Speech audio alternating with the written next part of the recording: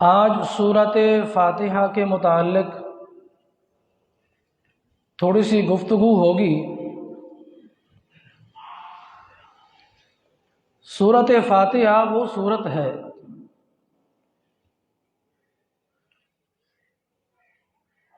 حضرت ابو ہریرہ رضی اللہ تعالی عنہ سے روایت ہے ترمذی شریف میں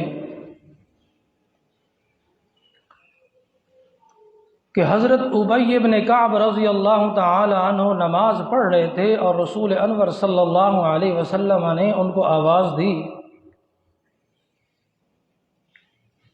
وہ چونکہ نماز کی حالت میں تھے تو تھوڑا سا لیٹ ہو گئے۔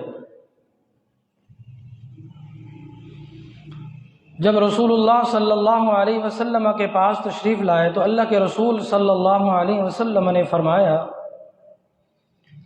اے ابی بن کعب، تو نے قرآن نہیں پڑھا؟ قرآن کہتا ہے جب بھی اللہ اور اس کا رسول بلائیں فوراً آؤ۔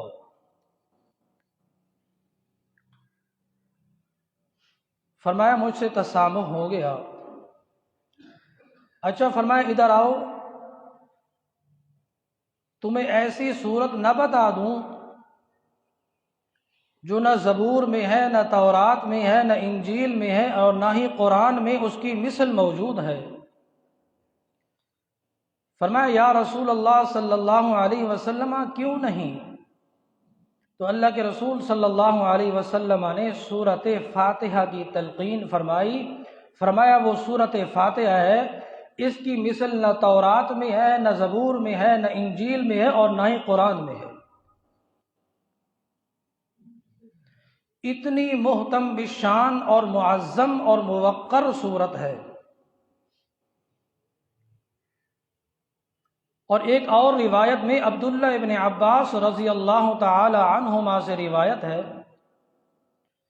وہ فرماتے ہیں کہ ہم رسول انور صلی اللہ علیہ وسلم کی مجلس میں موجود تھے، اور اسی مجلس میں جبریل علیہ السلام بھی موجود تھے۔ اچانک آسمان سے ایک دھماکہ خیز آواز آئی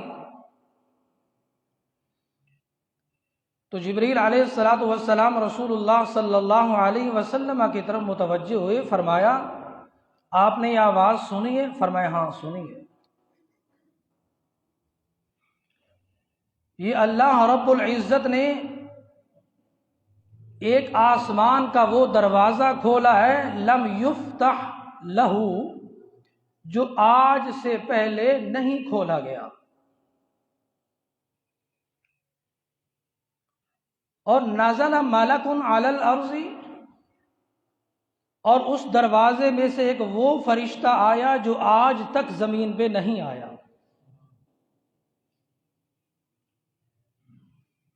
اور اس فرشتے کے پاس ایسے تحفے موجود ہیں، ایسے نور موجود ہیں جو آج تک کسی نبی کو عطا نہیں کیے گئے۔ وہ فرشتہ جو آسمان سے اترا اس مخصوص دروازے سے جو پہلی مرتبہ کھولا گیا تھا، آ کے سلام کیا، یا رسول اللہ صلی اللہ علیہ وسلم، کہ اللہ عز و جل نے مجھے بھیجا ہے، آپ کے لیے خاص تحفہ لایا ہوں، میں آج تک زمین پہ نہیں اترا، اور اللہ نے مجھے وہ مخصوص دروازہ آسمان کا عنایت فرمایا ہے جو مجھ سے پہلے کبھی نہیں کھولا گیا۔ فرمایا جائیں میرے پیغمبر کو دو نوروں کی خوشخبری عطا فرمائیں۔ فرمایا کیا دو نور ہیں؟ فرمایا ایک نور تو سورۃ فاتحہ ہے، اور دوسرا نور ہے خواتیم سورۃ البقرہ، سورۃ بقرہ کی آخری آیات، یہ دوسرا نور ہے۔ اور یہ نور لم یؤت احد قط قبلک، آپ سے پہلے کسی بھی نبی کو عطا نہیں فرمایا گیا، یہ آپ کی خصوصیت ہے۔ اور اسی فاتحہ کے متعلق فرمایا کہ وَلَقَدْ آتَيْنَاكَ سَبْعًا مِّنَ الْمَثَانِي وَالْقُرْآنِ الْعَظِيمِ، اے پیغمبر ہم نے آپ کو 7 آیتیں عطا فرمائی ہیں، المثانی جو بار بار پڑھی جاتی ہیں، ہر رکعت میں پڑھی جاتی ہیں، اور جب تک وہ سورت فاتحہ نہ پڑھی جائے نماز نہیں ہوتی۔ یعنی کیا عطا فرمایا؟ فرمایا القرآن العظیم، ہم نے آپ کو قرآن عظیم عطا فرمایا ہے سورت فاتحہ کی شکل میں۔ اور ایک اور روایت میں ہے، بخاری کی اور ترمذی کی روایت میں ہے کہ الفاتحۃ دواء لکل داء، فاتحہ ہر مرض کا علاج ہے۔ جو لوگ ہمارے پاس آتے ہیں دم کروانے کے لیے، میں انہیں خود علاج بتاتا ہوں کہ سورت فاتحہ خود پڑھ لیں، 7 مرتبہ دم کر لیں، انشاءاللہ افاقہ ہوگا اور شفا ہوگی۔ اتنا تو کریں نا، کم از کم مقتدیوں کو بتائیں یہ کام کچھ نہ کچھ خود کریں۔ سورت فاتحہ شفا ہے۔ علماء اور مفسرین نے 26 نام تجویز کیے سورت فاتحہ کے، 26 نام ہے اس میں۔ اس کا نام سورت الاساس بھی ہے، یہ بنیادی سورت ہے۔ جس قدر مضامین کا بیان اسی سورت فاتحہ میں ہے، باقی ساری صورتیں اس سورت فاتحہ کا تتمہ اور خلاصہ ہیں۔ جو مضامین سورت فاتحہ کے اندر بیان کیے گئے ہیں، باقی سب صورتوں میں انہی مضامین سے وہ مضامین لیے گئے ہیں جو سورت فاتحہ میں بیان کر چکے ہیں اللہ تعالیٰ۔ علماء نے لکھا ہے کہ 6 مضامین سورت فاتحہ میں موجود ہیں، اور پھر اسی 6 مضامین کے متعلق سارا قرآن ہے۔ توحید بھی سورت فاتحہ میں موجود ہے، رسالت بھی سورت فاتحہ میں موجود ہے، احکام بھی سورت فاتحہ میں موجود ہیں، نواہی بھی سورت فاتحہ میں موجود ہیں، اور ان لوگوں کا تذکرہ بھی موجود ہے کہ اگر آپ اچھے راستے پہ چلیں گے تو منعم علیہم، لوگ جن پہ اللہ کا انعام ہے وہ کون لوگ ہیں، اور جب آپ اس راستے پہ نہیں چلیں گے تو زجر اور توبیخ کے طور پہ یہود و نصارہ کا بھی اس صورت کے اندر تذکرہ موجود ہے۔ یہ کوئی صورت عام صورت نہیں ہے۔ اسی صورت کو فاتحہ کہتے ہیں۔ فاتحہ کیوں کہتے ہیں؟ فاتحہ کہتے ہیں کھولنے والی۔ آپ جب بھی قرآن کھولیں سب سے پہلے فاتحہ نظر آئے گی۔ اسی صورت فاتحہ کو پڑھیں، سمجھیں، اس پہ عمل کریں۔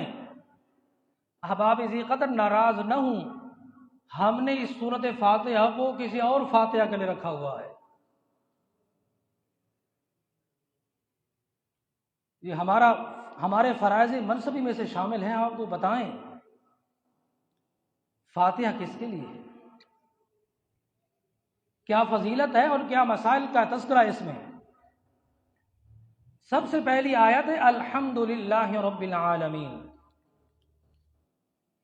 کہ تمام تعریفیں اس ذات کے لیے جو تمام جہانوں کی پالن ہار ذات ہے، جو مربی اور تربیت کرنے والی ذات ہے۔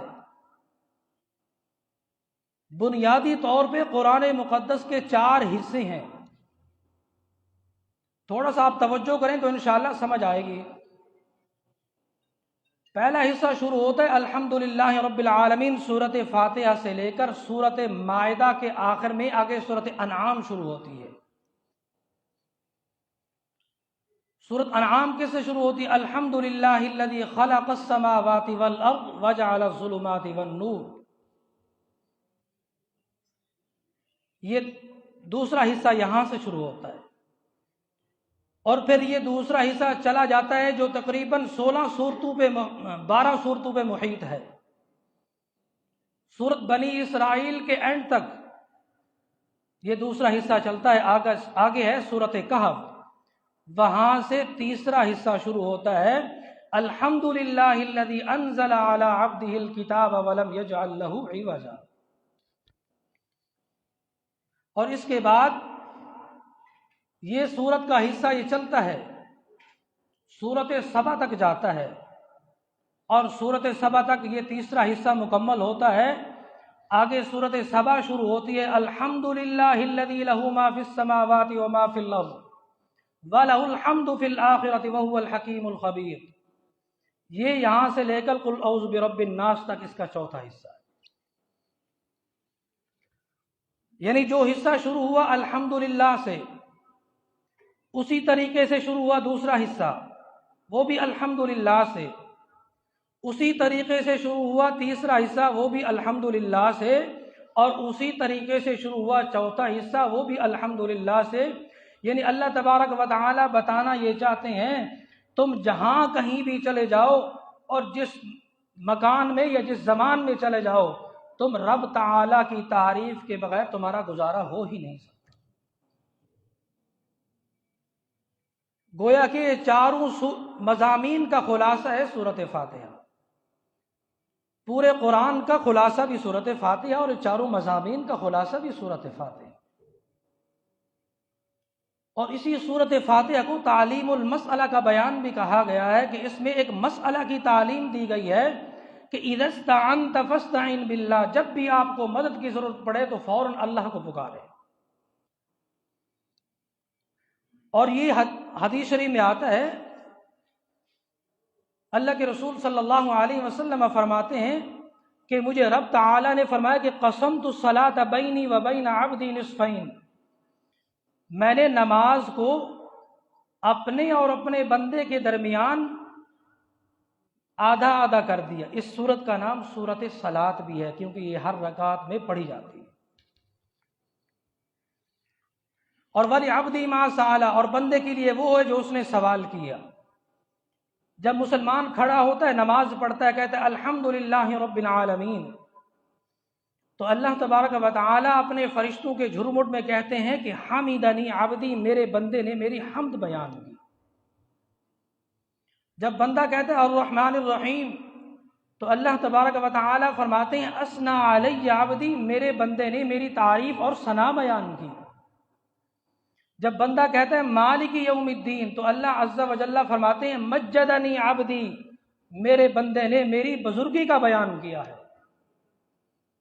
اور آگے فرمایا ایاک نعبد و ایاک نستعین، فرمایا اس میں آدھا بندے کے لیے ہے اور آدھا اللہ عز و جل کے لیے ہے۔ بندہ کیا دے گا اللہ کو؟ فرمایا ایاک نعبد، جب بھی ہم تذلل اور عاجزی کریں گے یا اللہ تیرے لیے کریں گے، اور وَإِيَّاكَ نَسْتَعِينُ، جب بھی ہمیں حاجت اور ضرورت پڑے گی تو مدد مانگیں گے تو آپ ہی سے مانگیں گے اور کسی سے نہیں مانگیں گے۔ یہ سورۃ فاتحہ۔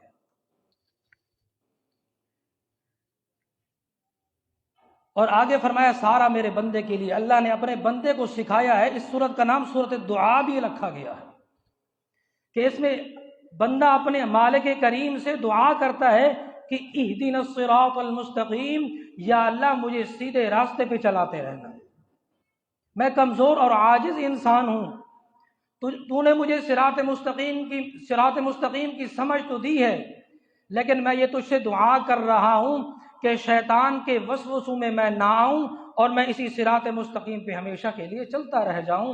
اہدنا الصراط المستقیم۔ اور پھر آگے فرمایا صراط الذین انعمت علیہم، راستہ ان لوگوں کا جن پہ آپ نے انعام فرمایا۔ قرآن کہتا ہے انعام یافتہ لوگ کون سے ہیں؟ من یطع اللہ والرسول فاولئک مع الذین انعم اللہ علیہم من النبیین والصدیقین والشہداء والصالحین، یہ چار گروہ ہیں جن کے اوپر اللہ کا انعام ہوا۔ اور فرمایا غیر المغضوب علیہم ولا الضالین، ان لوگوں کے راستے پہ مجھے مت چلانا جن پہ تیرا غصہ بھی ہوا اور جن پہ تیری پھٹکار بھی ہوئی۔ فرمایا وہ یہود بھی ہیں اور نصارہ بھی ہیں۔ اللہ پاک سورۃ فاتحہ پہ عمل کرنے کی توفیق عطا فرمائے۔ وآخر دعوانا الحمدللہ۔